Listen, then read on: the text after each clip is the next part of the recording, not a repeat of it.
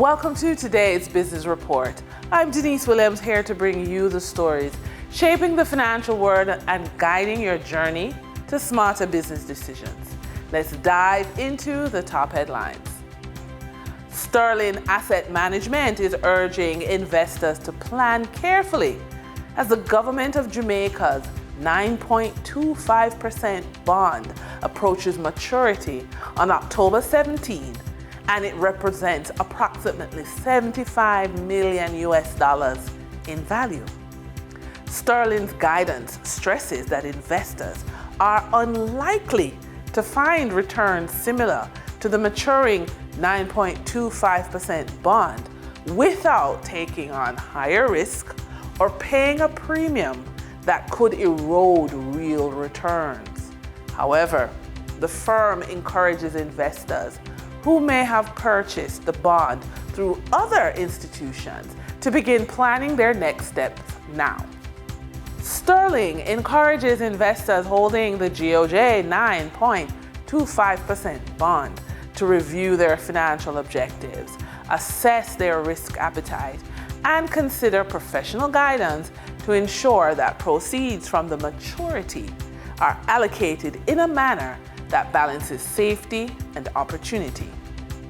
In a shifting economic landscape, proactive and informed choices are more important than ever.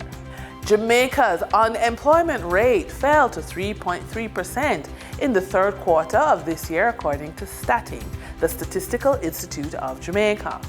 This from 3.6% in the corresponding period last year. Labor force participation climbed to 69.1%, with 75% for males and 63.4% for females.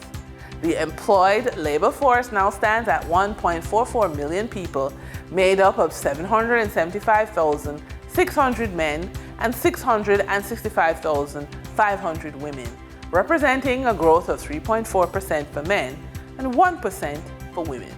For the trading period ending October 9, 2025, these were the most actively traded stocks. Media conglomerate Radio Jamaica Limited, with 2,044 units traded, representing 13.98% of market sales volume.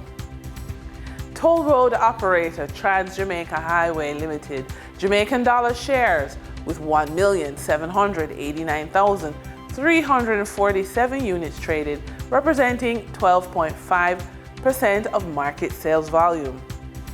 Investment house Sagicor Select Funds Limited, manufacturing and distribution, with 1,490,397 units traded, representing 10.41% of market sales volume. We now shift our focus to the Forex market rate set by the Bank of Jamaica. On October 9, 2025, the Bank of Jamaica reported US $55.46 million purchased and US $48.37 million sold by Forex traders. Forex traders earned $1.70 per dollar, selling the US at $161.54 and buying the US at $159.84. The Canadian dollar netted Forex traders 84 cents per transaction, with selling at $116.10 and buying at $115.26. The British pound yielded Forex traders $3.87 in profits, with selling at $216.54 and buying at $212.67.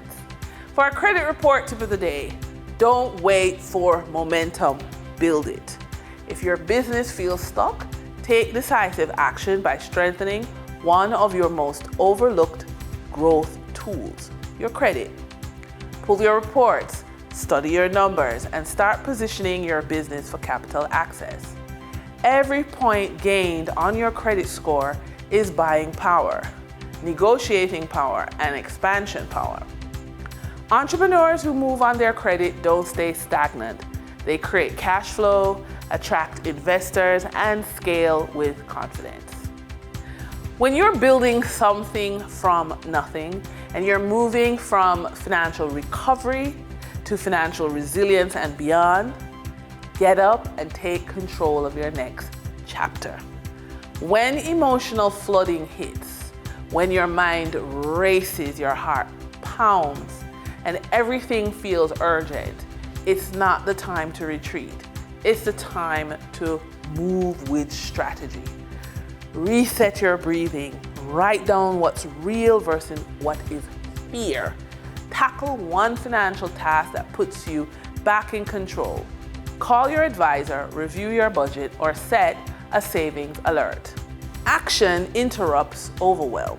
For women over 45 rebuilding careers, managing family demands, or restarting financially, strength starts with one motion, one deliberate, confident decision at a time.